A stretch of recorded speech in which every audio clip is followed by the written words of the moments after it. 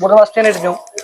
ഇതിങ്ങനെ പോരുമ്പോ ഇവിടെ നന്നായിട്ട് പിന്നെ മതിലിങ്ങനെ പ്രസ് ചെയ്ത് കയറി ഉള്ളിൽ നേരെ കല്ലിടും. പരമാവധി ഗവൺമെന്റിൽ നിന്ന് ഇതുപോലുള്ള പ്രകൃതി ദുരന്തത്തിന് ഒരു വീടിന് കൊടുക്കാവുന്നത് 4 ലക്ഷം രൂപയാണ് പരമാവധി. അത് അനിൽകുമാർ മിനിസ്റ്ററുമായി ബന്ധപ്പെട്ടുകൊണ്ട് ആ പരമാവധി 4 ലക്ഷം വാങ്ങിച്ചു കൊടുക്കാനുള്ള ഒരു സംവിധാനം ഉണ്ടാക്കും. പെരിന്തൽമണ്ണ നഗരസഭ കക്കൂത്ത് 9-ാം വാർഡിൽ സ്ഥിതി ചെയ്യുന്ന കല്ലിങ്കൽ സുബൈദയുടെയും കുടുംബത്തിനും വീടിന് തൊട്ട് പുറകിലായി ഇന്ന് രാവിലെ നടന്ന വലിയ മണ്ണിടിച്ചിലിന്റെ അപകട വാർത്തയാണ് ചാനൽ 10 ഈ ഒരു ഘട്ടത്തിൽ പ്രേക്ഷകരിലേക്ക് എത്തിക്കുന്നത്. ഇന്ന് രാവിലെ ഏകദേശം 8 മണിയോട് കൂടിയാണ് വലിയ രീതിയിലുള്ള മണ്ണിടിച്ചിൽ ഉണ്ടായത്. മണ്ണിടിച്ചിൽ സമയത്ത് കുടുംബം വീട്ടിലുണ്ടായിരുന്നെങ്കിലും കുടുംബം സുരക്ഷിതമാണ്. വലിയ രീതിയിലുള്ള മണ്ണിടിച്ചിലാണ് ഇന്ന് രാവിലെ ഉണ്ടായിട്ടുള്ളത്. കക്കൂത്ത് നിന്നുള്ള മണ്ണിടിച്ചിലിന്റെ കൂടുതൽ ദൃശ്യങ്ങളിലേക്ക്.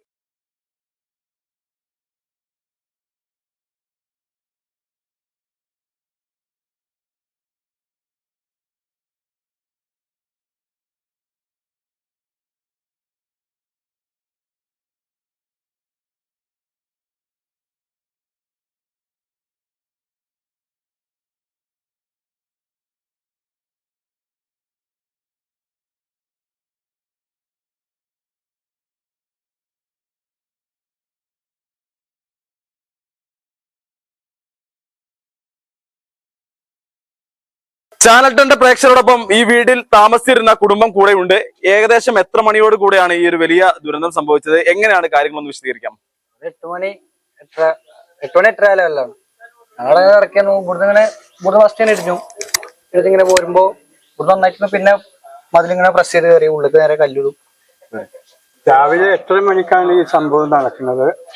പിന്നെ എൻ്റെ അഞ്ചന്റെ ഭാര്യ പുറത്ത് നിൽക്കുകയായിരുന്നു. അതുകൊണ്ട് അവള് ആർക്കും ഒരു കേടുപാടുകളും ഇല്ലാതെ കഴിച്ചിലായി കിട്ടി.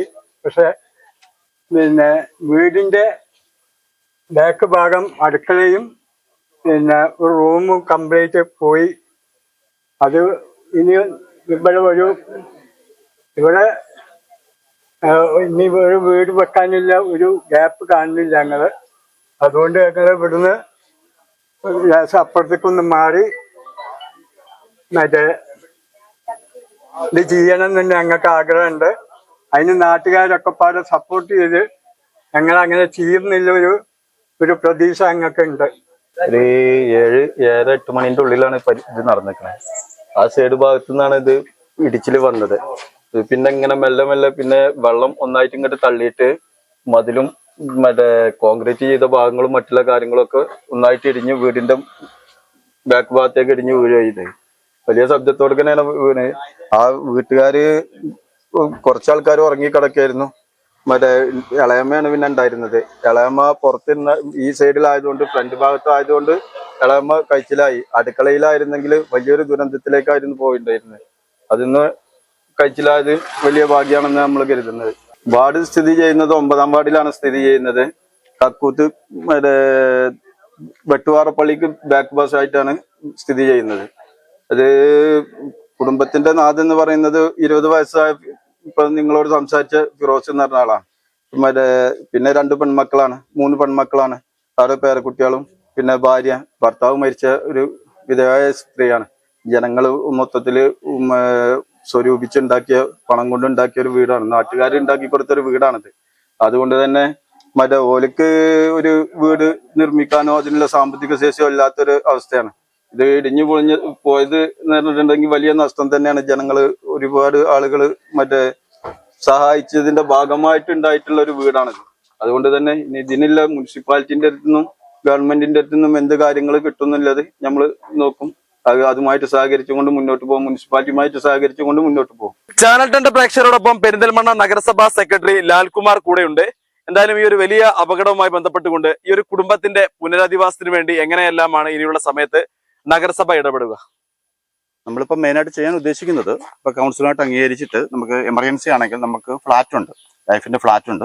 അപ്പോൾ അവർക്ക് അത്യാവശ്യം വേണമെങ്കിൽ അവിടെ കുടിക്കുകയും ഇവര് ലൈഫ് ലിസ്റ്റ് ഉള്ളവരല്ല, ഉണ്ടായിരുന്നെങ്കിൽ നമുക്ക് ലൈഫ് ലിസ്റ്റ് പ്രകാരം തന്നെ നമുക്ക് വീട് വെച്ചു കൊടുക്കാനുള്ള നടപടി ചെയ്യാനാണ്. കൂടാതെ ഇപ്പം ഇതൊരു സ്പെഷ്യൽ കൺസ്ട്രക്ഷൻ വെച്ചുകൊണ്ട് നമ്മൾ MLA സംസാരിച്ചിട്ട് നമുക്ക് ഗവൺമെന്റിൽ നിന്ന് ഒരു സ്പെഷ്യൽ സാങ്ഷൻ കിട്ടുവാണെങ്കിൽ നമ്മൾ തന്നെ വീട് വെച്ചു കൊടുക്കാനുള്ള പരിപാടി മുനിസിപ്പാലിറ്റിയിൽ നിന്ന് തന്നെ ചെയ്യാനുള്ള നടപടി സ്വീകരിക്കും. ഇപ്പം എമർജൻസി ആയിട്ട് നമ്മുടെ ഫ്ലാറ്റ് ഒഴിവുള്ള ഒരു ഫ്ലാറ്റ് നമുക്ക് വേണമെങ്കിൽ കൊടുക്കാൻ കൗൺസിലിന്റെ അടുത്ത കൗൺസിൽ തന്നെ വെച്ചാൽ അല്ലെങ്കിൽ സ്പെഷ്യൽ കൗൺസിൽ വെച്ച് തന്നെ നമുക്കൊരു അംഗീകാരം മേടിച്ച് കൊടുക്കാൻ പറ്റും. അതൊരു എമർജൻസി ചെയ്യാവുന്നതായിട്ട്. നമുക്ക് ലൈഫ് ലിസ്റ്റ് ഇല്ലാത്തത് കൊണ്ടുള്ള പ്രശ്നമാണ്. ഉണ്ടായിരുന്നെങ്കിൽ നമുക്ക് പ്രശ്നമില്ല. വസ്തു വേണമെങ്കിൽ മേടിക്കാമായിരുന്നു, ഇല്ലെങ്കിൽ അവർക്ക് വീട് വെച്ച് കൊടുക്കാനുള്ള എല്ലാം പറ്റുമായിരുന്നു. ഇപ്പൊ നമുക്ക് എന്തൊക്കെ നമുക്ക് ചെയ്യാൻ പറ്റുമെന്നുള്ളത് ഒന്ന് ആലോചിച്ച് നമ്മൾ എത്രയും പെട്ടെന്ന് സ്വീകരിക്കുന്നതായിരിക്കും. ചാനൽ 10 പ്രേക്ഷകരോടൊപ്പം പെരിന്തൽമണ്ണ നഗരസഭ ആരോഗ്യ standing committee chairperson Nalakath Basheer, മറ്റ് നഗരസഭാ കൗൺസിലർമാർ എന്നിവർ കൂടെയുണ്ട്. എന്തായാലും ഈ ഒരു അപകടവുമായി ബന്ധപ്പെട്ടുകൊണ്ട് ഒരു സാധാരണ കുടുംബത്തിന്റെ ജീവിതം വലിയ പ്രതിസന്ധിയിലേക്ക് മാറുകയാണ്. എങ്ങനെയാണ് ഈ ഒരു വിഷയവുമായി ബന്ധപ്പെട്ടുകൊണ്ട് തുടർ ദിവസങ്ങളിൽ നഗരസഭയുടെ ഇടപെടൽ ഉണ്ടാവുക? ഇത് വൈകുന്നേരം രാവിലെ ഒരു 8-8:30 മണിയാകുമ്പോഴേക്കാണ് നമ്മുടെ വാർഡ് കൗൺസിലറായ ഉനൈസ് വിളിക്കുന്നത്. ഇങ്ങനെ ഒരു സംഭവം ഈ വാർഡിൽ നടന്നിട്ടുണ്ടെന്ന്. അതറിഞ്ഞ ഉടനെ തന്നെ നമ്മൾ വില്ലേജ് ഓഫീസുമായി ബന്ധപ്പെടുകയും വില്ലേജിനെ ഈ രംഗത്തേക്ക് കൊണ്ടുവരികയും വില്ലേജാണ് ഇതിന്റെ കാര്യങ്ങൾ ആദ്യം ഈ പ്രകൃതി ദുരന്തം ഉണ്ടാകുമ്പോൾ ആദ്യം റിപ്പോർട്ട് ചെയ്യുന്നത്. ആ തരത്തിൽ അവർ വന്ന് അതിന്റെ റിപ്പോർട്ട് ആക്കുകയും അതിനുശേഷമാണ് ആ റിപ്പോർട്ട് നേരെ മുനിസിപ്പാലിറ്റിയിലേക്ക് തരികയും മുനിസിപ്പാലിറ്റിയിലേക്ക് തന്നു കഴിഞ്ഞാൽ മുനിസിപ്പൽ എഞ്ചിനീയറിംഗ് വിങ്ങാണ് ഇതിന് എത്രയാണ് എന്താണ് നഷ്ടം എന്നുള്ളത് തീരുമാനിക്കേണ്ടത്. അത്രയും നഷ്ടം കാര്യങ്ങൾ മുനിസിപ്പാലിറ്റിയിലേക്ക് ഇന്ന് തന്നെ അവർ ലെറ്റർ തരാമെന്ന് പറഞ്ഞിട്ടുണ്ട്. വന്നു കഴിഞ്ഞാൽ സെക്രട്ടറിയുടെ നേതൃത്വത്തിൽ അത് ഇവിടെ എഞ്ചിനീയറിംഗ് വിങ്ങിന്റെ നേതൃത്വത്തിൽ എന്താണ് നഷ്ടം സംഭവിച്ചിട്ടുള്ളതെന്ന് വിലയിരുത്തിയതിനു ശേഷം അത് ഗവൺമെന്റിലേക്ക് നൽകുകയും ചെയ്യും. ഗവൺമെന്റിലേക്ക് നൽകി കഴിഞ്ഞാൽ പരമാവധി ഗവൺമെന്റിൽ നിന്ന് ഇതുപോലുള്ള പ്രകൃതി ദുരന്തത്തിന് ഒരു വീടിന് കൊടുക്കാവുന്നത് 4 ലക്ഷം രൂപയാണ് പരമാവധി. അത് അനിൽകുമാർ മിനിസ്റ്ററുമായി ബന്ധപ്പെട്ടുകൊണ്ട് ആ പരമാവധി 4 ലക്ഷം വാങ്ങിച്ചു കൊടുക്കാനുള്ള ഒരു സംവിധാനം ഉണ്ടാക്കും.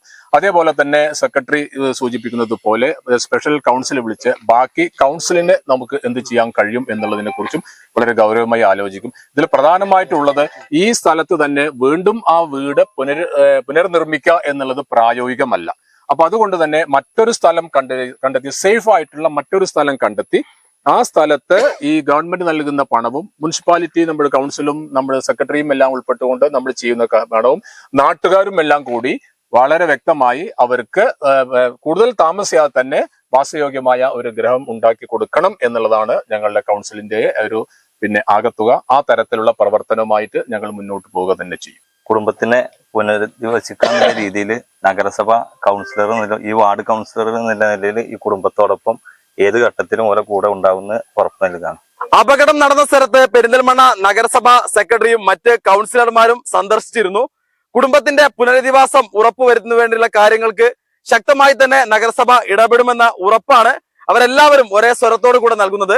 കക്കൂത്തിൽ നിന്നും ക്യാമറമാൻ ഷാഹിദ് കക്കൂത്തിനൊപ്പം അജ്നാസ് കൂടരഞ്ഞി, ചാനൽ 10 പെരിന്തൽമണ്ണ.